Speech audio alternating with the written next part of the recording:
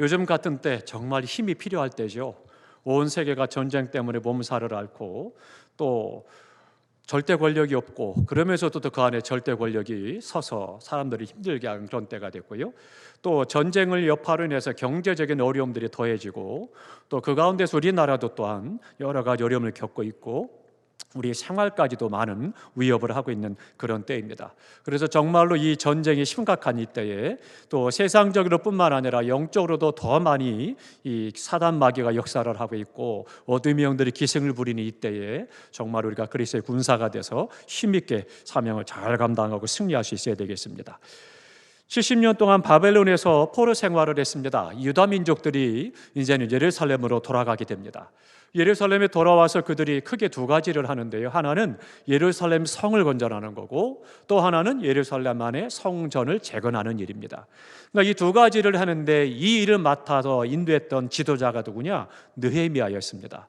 그래서 느헤미야를 통해서 이 두 가지 일을 이제 진행을 하게 되는데 그런데 그들이 돌아와서 그 땅에서 황폐한 땅에다가 성전을 짓고 성을 재건하는데 주변에서는 불편한 거예요. 그러니까 쟤네들이 망해서 노예를 끌려갔는데 저것들이 살아서 왔네. 그래서는 그냥 오는 것이 아니라 하나님께서 그들에게 함께 계신다라고 하는 그 믿음의 조상들에 대한 이야기, 하나님에 대한 이야기를 들으니까 그러니까 속이 상하고 무섭기도 하고 복잡한 마음이 드는 거예요. 그러니까 주변 나라들이 긴장할 수밖에 없는 거죠.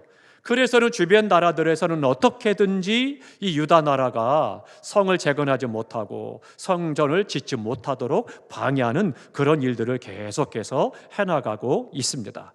그래서 70년 동안 폐허가 됐던 그곳에 성전을 재건하는 것, 이것 굉장히 힘든 일이죠. 어려운 일인데 거기다가 안팎으로 계속해서 시험이 찾아오고 어려움과 방해가 있었습니다. 그러다 보니까 어떻게 하면 좋겠느냐라고 하는 부분에 대해서 그들이 봉착을 하게 되죠. 근데 오늘 본문의 말씀에서는 하나님께서 느헤미야를 통해서 어떻게 역사하시는가라고 하는 부분을 말씀을 하면서 느헤미야에게 하나님 앞에 구하는 것들을 말씀해 주고 있습니다. 오늘 우리의 삶에서 생각해 볼 필요가 있습니다. 위기가 언제 옵니까?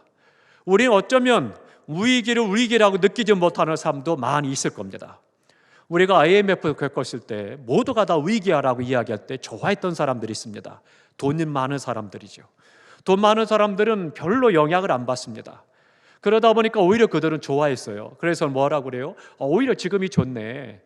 뭐 개나 소나 다 끌고 나와서 온통 도로가 다 차로 꽉 찼었는데 이제는 기름값이 비싸져가지고 다른 사람들이 차를 끌고 뭐 나오지 못하니까 나만 끌고 다닐 수 있으니까 너무 좋아. 그리고는 오히려 좋아하고 이기적인 생각을 가지고 사회를 향해서 비웃고 조롱을 하는 거죠. 참 안타까운 그런 거죠. 위기라고 느끼는 것이 굉장히 중요한 부분인데 위기를 느끼지 못하는 것 참 심각한 일이죠. 근데 그것을 누구나가 다 느끼느냐? 그렇지는 않습니다. 근데 우리가 언제 위기를 느끼느냐? 요즘에 어떻습니까? 중소기업이라든가 혹은 자영업자들이 대부분 위기의식을 많이 느낍니다. 직장에서도 그렇잖아요. 우리 직장이 언제 문 닫는 거 아니야? 그래서 두려운 생각이 들고 위기의식을 느끼기도 하죠. 또 많은 자영업자들이 문을 열었다 또 폐쇄하고 이런 것들이 계속 반복되고 참 그런 것들이 많이 있죠. 그러니까 우리 사람들도 어때요? 사람들도 또 그 상점을 이용을 하고 그 가게를 이용하고 식당을 이용하면서도 한편으로는 이 집도 언제 문 닫을까? 이런 생각을 또 하게 되고 은연중에 위기에 대한 것들을 느끼게 되는 그런 것들을 보게 됩니다. 우리의 삶 속에서 언제 위기를 느끼는지요? 우리가 읽진 않았지만 1절에 이렇게 말씀합니다. 느헤미야 6장 1절에 봅니다.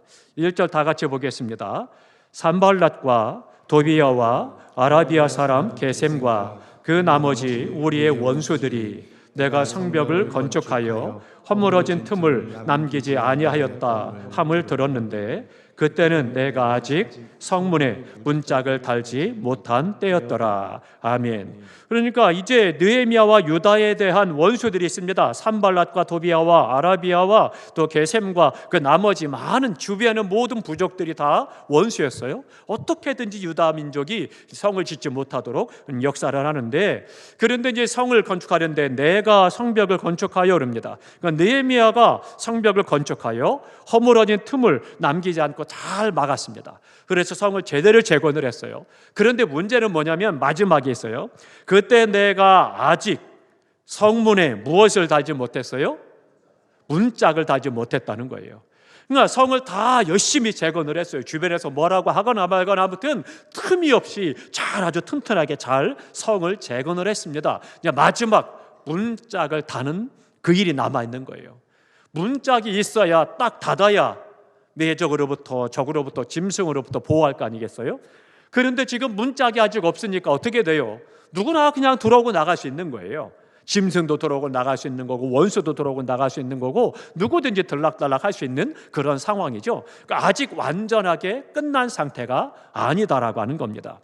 그러니까 느헤미야가 원수들의 방해에도 불구하고 성전을 잘 재건을 하고 마지막 성문 문짝만 달면 그런 것입니다.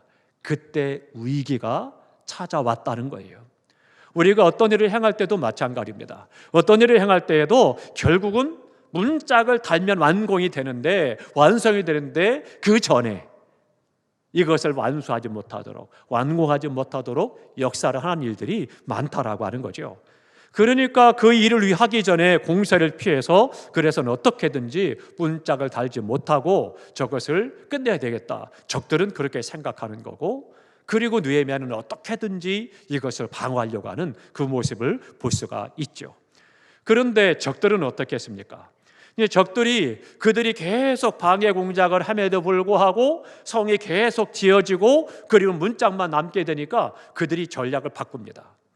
회유 정책을 펴요. 회유 정책을 펴가지고 그래가지고는 그에게 편지를 계속 보냅니다. 그래서는 그러하여금 회유 정책을 해서 그를 기만하고 끌어내서 어떻게든지 성에서 나와서 그래서는 그때 나오면 우리가 암살을 하리라. 그렇게 느헤미야 암살 계획을 세우는 거예요. 그래서는 그들이 유대 나라를 전복시킬 계획을 마치 민계를 쓰듯이 회유책을 써서 기만을 하고 그렇게 해서 끌어내서 죽이자 그런 계획을 그들이 세웠다라고 하는 거죠. 그 문짝을 달기 전에 이 유대 나라에 지금 위기가 들이닥쳤다라고 하는 거죠. 위기는 대부분 큰 일을 혹은 작은 일이든 마무리할 때 위기가 찾아온다는 겁니다. 그렇기 때문에 우리가 그럴 때를 잘 경계하고 조심해야 됩니다. 농사를 지을 때 어떻습니까? 이른비가 필요해요. 이른비가 필요해서 그래서 비가 와가지고 이제 문에다 물을 대고 그리고는 모를 심었어요. 그리고 이제 단비가 와가지고 뭐가 잘 자랍니다. 자라서 이제 어느 정도 이삭이 맺히기 시작을 하고 그래서는 돼요. 그때 장마가 오거나 홍수가 져서 어떻게 돼요? 논밭이 쓸어 내려가면 1년 농사 다 망치는 거죠. 아무리 열심히 밭을 내고 피를 빼주고 뭐 농약을 뿌리고 해가지고 관리를 했다 할지라도 마지막에 그걸 수확하기 전에 홍수가 나거나 장마가 지면 이게 심각해지는 거죠. 그러면 이제 어떻게 돼요? 벼가 다 썰어져 가지고 그걸 다시 다 세워주고 하지만 수입이 소출이 훨씬 작아지는 거죠. 그러니까 마지막 때가 굉장히 중요하다라고 하는 거죠. 마지막 문짝만 달면 되는데 그때가 위기의 때로 많이 우리에게 찾아오는 것을 볼 수가 있습니다. 개인 신앙생활도 마찬가지고 가정의 생활도 마찬가지고요. 사업장에서도 마찬가지입니다. 영도 마찬가지입니다. 문짝을 달 그 직전이 바로 중요한 때라고 하는 거죠. 또 우리가 한 해를 마무리할 때도 마찬가지죠. 한 해를 마무리할 때도 1년 동안 열심히 수고하고 애를 썼는데 마지막 1년 마감하는 그 달에 12월 달에 우리가 내 인생을 한 해를 돌아보면서 어떻게 마무리하고 새해를 어떻게 준비하느냐 너무나도 중요한 거죠. 우리가 그때에 많은 어려움도 찾아오고 시험도 찾아오고 환난도 찾아오는 그런 것들을 볼 수가 있습니다. 그렇기 때문에 우리가 마지막 문짝을 달기 전에 경계를 해야 합니다. 긴장을 하고 그리고는 이것을 어떻게 마무리할까 그것에 대해서 기도하면서 하나님의 은혜를 구하고 하나님의 도우심을 얻어서 완성하는 것이 중요한 겁니다. 한번 살펴보시기 바랍니다. 내게 위기가 찾아와서 힘들었었던 때 그때를 쭉 생각해 보면 어느 때였느냐 대부분이 거의가 마지막 문짝을 달기 전입니다. 그때를 꼭 우리가 좀 살펴서 그런 것들을 수없이 우리가 경험했으니까 그럼 앞으로는 어때요? 앞으로도 어떤 일을 진행하고 어떤 사역을 감당하고 어떤 일들을 진행을 하다 보면 마지막 때 잘 마무리되도록 그 순간에 그때를 우리가 경계하고 조심해야 되는 거죠. 왜요? 이미 겪어봤잖아요. 그런데 우리는 잃어버리는 거예요. 이전에 그렇게 일을 쭉 하다가 마무리 문짝만 달면 되는데 그때 문제가 돼서 시험 당하고 어려움 당해서 넘어지거나 실족하거나 실패하거나 잘못됐던 것들에 대해서 잊어버린다라고 하는 거죠. 그러니까 오늘 또 그냥 늘 하던 대로 하다가 그냥 끝나버리고 만다는 거죠. 마지막 그때 문짝을 달기 이 직전에 우리가 다시 한번 생각해 봐야 된다는 거죠. 우리 모두가 다 영육간에 주님 앞에 헌신하고 충성하고 가정에서 어떤 일을 행하고 직장과 사업장에 행할 때에 꼭 그때를 우리가 경계해야 됩니다. 마지막 문짝을 달기 전 그때를 좀 잘 살펴야 되겠습니다. 그러면 그때 시험이 어떻게 왔느냐라고 하는 거죠. 시험이는데 2절에 보니까 이렇게 말씀하고 있습니다. 산발락과 게셈이 내게 사람을 보내어 이르기를 오라 우리가 오노 평지한 촌에서 서로 만나자 하니 실상은 나를 해하고자 함이더라. 그렇게 말씀하고 있습니다. 또 4절에 말합니다. 4절 다 같이 읽겠습니다. 그들이 4번이나 이같이 내게 사람을 보내되 나는 꼭 같이 대답하였더니 아멘. 근데 여기에는 어때요? 그러니까 예레미야는 알았던 거예요. 이들이 왜 나를 만나자고 하는지, 오노 평지에서 만나자고 하는지 그 중심을 이 느헤미야는 알았던 거예요. 그래서 거절을 했어요. 그랬더니 계속 편지를 보내는 거예요. 계속 편지를 보내 사람을 보내가지고 그러지 말고 나와서 우리와 함께 이야기를 하고 평화롭게 해. 우리께서 진행을 해보자. 그렇게 계속 기만하고 있다라고 하는 거죠. 그런데 느헤미야는 정확하게 알았습니다. 그러니까 거기에 응하지 않았다라고 하는 거죠. 그래서 뭐라고 그래요? 실상은 나를 해코자 함이라. 느헤미야는 그렇게 이야기를 하고 있는 거죠. 그래서 그 모든 원수들은 어떻게든지 느헤미야를 오노라고 하는 지역에 끌어내서 그래서는 거기에서 암살하려고 하는 그런 계획을 가지고 계속 요구를 하고 있는 거고 그것에 대해서 느헤미야는 거절을 했습니다. 만남에는 몇 종류가 있죠. 하나는 반드시 필요한 만남이 있습니다. 주님과 만나는 거 반드시 필요한 거죠. 주님을 만나야만 구원을 받을 수 있는 거니까 반드시 주님을 만나야 됩니다. 부부간에도 마찬가지죠. 부부간에도 좋은 만남이 돼서 아름다운 부부로 함께 맞춰가면서 생활을 하고 행복을 누릴 수가 있고요. 건강한 가정을 살아갈 수 있죠. 또 사랑하는 사람끼리 만나는 것, 또 좋은 일을 위해서 만나는 것, 이런 것들은 참 귀한 일이죠. 꼭 필요한 만남이고 중요한 만남입니다.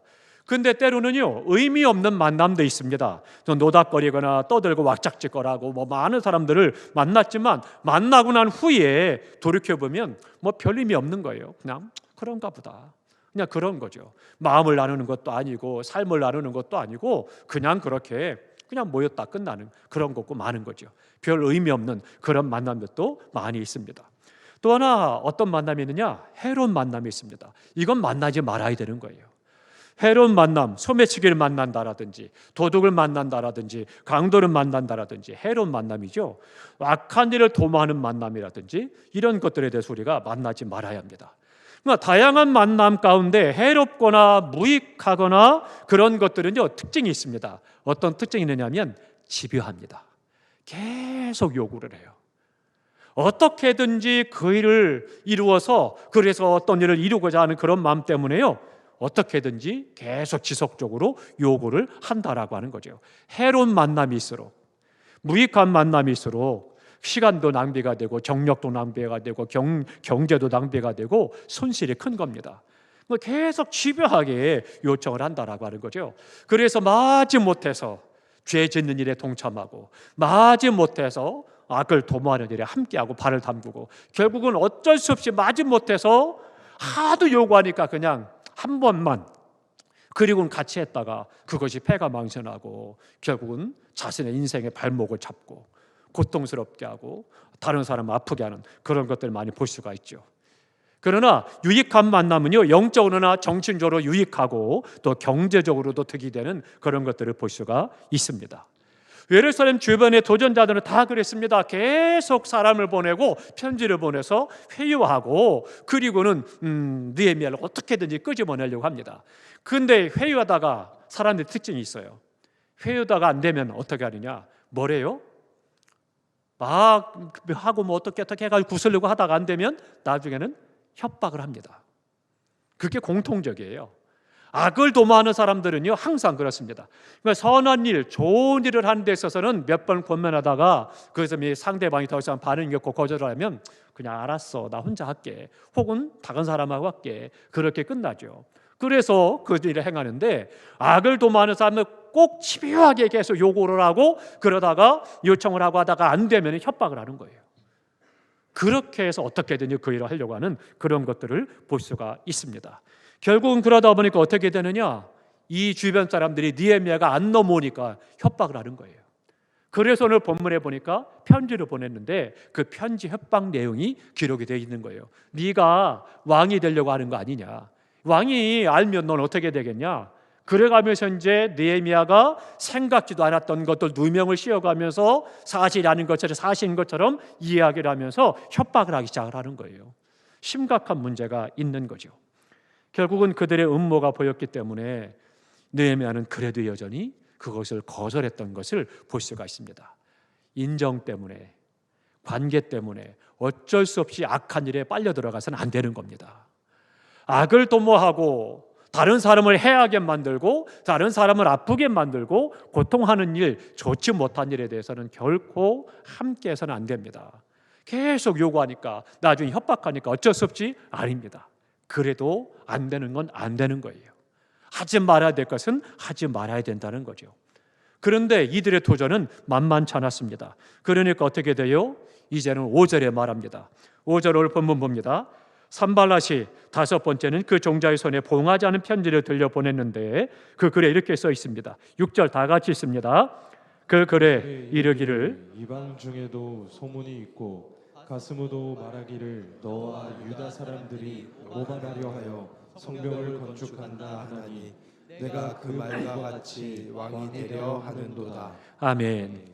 왕이 되려고 네가 이러는 거 아니야. 그래가면서 이제는 느헤미야를 협박을 하기 시작을 합니다. 그러니까 결국은 내가 왕이 돼서 성을 재건하고 그리고는 그것이 사실이라면 너는 역적이 아니냐, 죄를 면치 못할 거다. 그래가면서 계속 사심 여부를 허탄하게 이야기해보자. 그러니 나와서 허탄하게 이야기를 하고 네가 아니라고 증명을 해. 그래가면서 지금 협박하고 회유하는 것을 진행하라고 있는 거죠. 한마디로 말하면 모략, 중상, 협박을 온갖 수단을 지금 동원하고 있는 거죠. 주변 나라들이 느헤미야를 향해서 그렇게 역사를 합니다. 이것은요 그 나라들뿐만 아니에요. 사단이 우리에게 역사하는 것도 동일합니다. 오늘 우리 주변에서 꼭 사단이 역사하지 않고 악한 것도 사람들이 또 마찬가지예요. 그런 식으로 합니다. 친근하게 잘 지내다가도 악한 일에 대해 좋지 못한 일에 대해서 계속 요구하고 안 되면은 협박을 하고 네가 친구냐 시작을 하고 중상을 하고 모략을 하고 약점을 들춰내고 계속 하는 거죠. 그런데 우리가 거기에 넘어가서는 안 된다라고 하는 거죠. 그러나 느헤미야는 의연하게 대처합니다. 아니다, 그건 내가 꾸며낸 말이다. 정확하게 이야기를 합니다. 그래서 8절에 말합니다. 그것은 사실이 아니다, 내가 조작한 것이다. 그렇게 이야기하죠. 8절 봅니다. 다 함께 있습니다. 내가 사람을 보내어 그에게 이르기를 내가 말한 바 이런 일은 없는 일이요 내 마음에서 지어낸 것이라 하였나니. 아멘. 사실이 아니다, 네가 지어낸 말이다, 일축해버리고 말았습니다. 우리가 주님의 일을 감당하다 보면 또 믿음으로 살다 보면 세상에 어떤 사역을 행하다 보면 그러다 보면 때로는요 이런 어려움들을 만나게 됩니다. 중상모략을 만나고 협박을 만나고 비난을 당할 수도 있습니다. 그러나 담대하셔야 됩니다. 내가 잘못이 없다라면 떳떳하다면 아무 문제가 없는 겁니다. 의연한 태도를 가지고 담대하게 끊어내야 됩니다. 그렇지 못하게 되면 함께 죄를 짓게 될 수밖에 없는 거고 악한 일에 발을 담글 수밖에 없는 거죠. 큰 나무는 어떻습니까? 태풍이 불어도 가지만 흔들립니다. 그러나 크지 못한 나무들은 뿌리째 뽑아버리는 거예요. 그만큼 이게 중요한 거죠. 작은 감정 때문에 흔들리거나 얼굴색이 변해서도 안 되는 겁니다. 느헤미야는요 산발랏이 보낸 편지를 보면서도 떳떳하니까, 내가 그런 마음을 품지 않고 있으니까, 그러니까 경거망동하게 행하지도 않았고 동요하지도 않았습니다. 그래, 내가 너무 억울하니까 내가 가서 그럼 풀어줄게, 해명을 할게. 그래서 나가지 않았습니다. 그가 나갔다면 어떻게 됐겠어요? 그들의 계획대로 그를 느헤미야를 온후 사막에서 광야에서 죽이는 거죠. 그러니까 우리가 떳떳해야 된다는 거죠. 죄에 대해서 당당해야 되고 하나님 앞에 자신 있게 서서 말씀과 믿음을 가지고 대하는 것이 중요합니다. 그러고 나니까 이제 느헤미야가 어떻게 했습니까? 그것으로 끝나면 좋은데 그것으로만 언제까지 방어하기가 힘든 거예요. 아무리 내가 그것을 단호하게 거절을 하고 있다 할지라도 사람인지라 마음이 순간순간 힘든 거예요. 일만의 가능성을 두거든요. 혹시 그래도 그때 같이 했으면 더 잘 되지 않았을까? 더 좋아지지 않았을까? 혹시라도 그 사람이 딴짓하진 않았을까? 않지는 않았을까 생각을 하게 되는 거죠. 그러니까 계속 그 가능성이 있으니까 미련을 두게 되는 거예요. 그러다 보니까 어느 순간 또 와서 얘기하면 훅 빠져버리고 마는 거죠. 그러니까 느헤미야가 뭘 요구하느냐? 하나님 앞에 요구하는 것이 있습니다. 그 기도가 뭐냐? 내 손에 힘을 주소서. 그 기도를 하고 있는 것을 볼 수가 있습니다. 다 함께 합니다. 내 손을 힘있게 하옵소서. 그래서 느헤미야는 하나님 앞에 힘있게 해달라고, 내 손에 힘있게 해달라고 지금 기도하는 것을 볼 수가 있습니다. 아무리 협박을 하고 회유를 하고 중상 모략을 하고 뭘 어떻게든지 가도 느헤미야는 든든했었습니다. 그러나 내 힘만 가지고는 이것을 계속해서 이겨나가기가 어려운 거죠. 그러니까 하나님, 이제 내 손에 힘을 주시옵소서 기도하고 있는 것을 볼 수가 있습니다. 힘있게 해달라는 것이 뭐예요? 그리고는 그들이 병사들에게 백성들이 이야기합니다. 우리 백성들 가운데 2분의 1은 병사로 군대로 와서 일을 해라. 그리고 일을 할 때도 한 손에는 무기를 잡고 한 손에는 농기구를 잡고 일을 해라. 그렇게 이야기를 하고 있는 것을 볼 수가 있습니다. 왜냐하면 여차하면 나가서 전쟁을 해야 되기 때문에 그런데 무장을 시키는 거예요. 이제 그런 상황 속에 비상체제 속에 있는 거죠. 그 세계 속에서 그가 성전을 건축하면서 얼마나 힘들었겠습니까? 긴장을 풀 수 없고 쉽게 다리 뻗고 잠을 잘 수 없는 거고 계속해서 긴장합니다. 그때 하나님, 내 손에 힘을 주십시오. 그렇게 기도하고 있습니다. 사랑하는 성도 여러분, 오늘 이 밤에 우리의 성도의 손에 힘 있기를 축복합니다. 하나님께 힘 주시기를 바랍니다. 그래서 내가 어떤 위기가 찾아왔을 때, 또한 어떤 일을 당했을 때, 아직 미련이 남아있을 때, 주변에 나를 고통스럽게 하고 눈에 뻔해 보이는데 자꾸 권면할 때 우리가 그런 부분에 대해서 두려워하지 않고 낙심하지 않고 담대하게 미련을 두지 않고 끊어내고 잘라내고 이길 수 있는 힘이 있기를 주님의 이름으로 축원합니다. 그러니까 손에 힘을 주소서라는 이야기는 뭐냐? 능력을 달라는 그런 이야기입니다. 능력이 없으면, 손에 능력이 없으면은요 어떤 일을 만들어내지 못합니다. 뿐만 아니라 어떻게 돼요? 활용하지도 못하는 거죠. 능력을 받아야 창조적인 역사를 감당할 수 있는 거죠. 하나님께서 우리에게 능력 주시기를 축복합니다. 능력이 있어야 하나님께서 맡기신 바 영도, 육도, 사명을 제대로 감당할 수 있는 거죠. 또 하나, 두 번째로는요 주의를 하게 해달라는 겁니다. 능력을 주시소. 그래서 주의를 할 수 있도록 내 힘을 달라는 겁니다. 우리가 주님께서 주신 사명을 위해서 힘을 얻으시기를 축복합니다. 나쁜 일을 위해서가 아니라, 악한 일을 위해서가 아니라 하나님께서 주시는 사명을 감당하도록 하나님의 영광을 위해서 내게 힘을 주셔서 하나님께서 붙잡아 주시고 보호하시고 지키시는 은혜가 날마다 경험되기를 축복합니다. 2차 대전 당시에 나치 수용소에 있다가 코리텐본 여사가 이제는 전쟁이 끝나고 나서 거기에서 살아나왔습니다. 살아나서 수많은 사람이 죽임을 당하고 자기 언니도 죽임을 당하고 보는 앞에서 겁탈을 당하고 죽임을 당했어요. 그 군사 얼굴까지 다 알았습니다. 얼마나 힘들겠습니다. 그런데 이제 코리텐본 여사가 전 세계 다니면서 복음을 전하는데 이제 소련입니다. 구소련이죠. 지금 러시아의 전신인 그 소련에 이제 가서 복음을 전하려고 성경책을 가방 캐리어에다가 가득 담았습니다. 근데 그 땅은 이제 공산당이니까, 공산국가니까 성경책 절대 못 갖고 갑니다. 그래서 거기서 레닌이 말할 때 이 기독교는 종교는 아편이다. 그래 특별히 기독교를 핍박하는 그런 상황입니다. 근데 그곳에 코리텐본 여사가 복음을 전하러 가려고 갑니다. 그러면서 캐리어에다가 성경책을 가득 채워서 이제 갑니다. 문제는 공항에서 세관입니다. 가방 검사를 하면 복음을 전하는 건 고사하고 쫓겨나거든요. 입국이 안 되는 거예요. 그러니까 이제 러시아 그 소련의 공항에 도착을 했는데 내려서 이제 짐을 찾기 전에 고민을 합니다. 하나님 어떻게 하면 좋을까요? 그래가면서 그때 코리텐본 여사가 기도한 것이 이 본문 말씀입니다. 하나님, 히스기야처럼 느헤미야처럼 내 손에 힘을 주십시오. 그 기도를 했습니다. 그러나는데요, 놀라지 마십시오. 사람들 가방을 다 뒤지던 공산당원들이 갑자기 할머니가 가방을 끌고 오니까 아이고 할머니 얼마나 무거워요, 들어다 드릴게요. 그리고 오히려 열어보지도 않고 들어다가 택시 타는 데까지 데려다 주더라는 거죠. 얼마나 감사해요. 얼마나 감격스럽습니까? 하나님께서는요 우리와 함께 하십니다. 내가 하나님을 믿고 때로는 위기가 찾아오고 시험이 찾아올 때 단호하게 죄에 대해서 악에 대해서 거절을 하고 말씀대로 살려고 하고 믿음으로 살려고 하고 그 안에 하나님의 역사 이뤄가려고 할 때 하나님은 인도하시고 보호하십니다. 선교팀들이 선교를 갔습니다. 그래서 캄보디아 쪽에 선교를 갔습니다. 선교를 가는데 선교팀들이 갈 때마다 영도 준비하고 마음도 준비하고 건강도 준비하고 다양하게 준비를 하죠. 그런데 꼭 뭘 가려느냐? 선물을 준비해 갑니다. 가서 이제 모임분들에게 선물도 좀 전달을 하고 그래가면서 복음을 전할 기회를 만들어 가는 거죠. 그래서 이제 선물을 준비하는데 하도 한국 교회가 많이 들어가니까 캄보디아에서도 세관원들이 알아요. 한국 사람들이 오면 대부분 이때는 여름에 선교팀들이 온다. 그래서 그들이 올 때는 반드시 선물을 가져온다는 걸 알아요. 그러니까 어떻게 되겠습니까? 어떻게든지 꼬투리를 잡아가지고 그 선물을 뺏으려고 하는 거예요. 그런데 이제 그 팀들이 들어갔습니다. 팀들이 들어가서 이제 선물을 박스를 준비하고 갔는데요. 그는 이제 쭉 이제 지나가는 거죠. 그런데 팀들이 이 선물을 뺏기지 않게 해달라고 하나님 앞에 기도하기 시작을 했습니다. 하나님, 이 선물 빼앗기지 않게 해주십시오. 이거 우리가 복음을 전하는데 꼭 필요한 겁니다.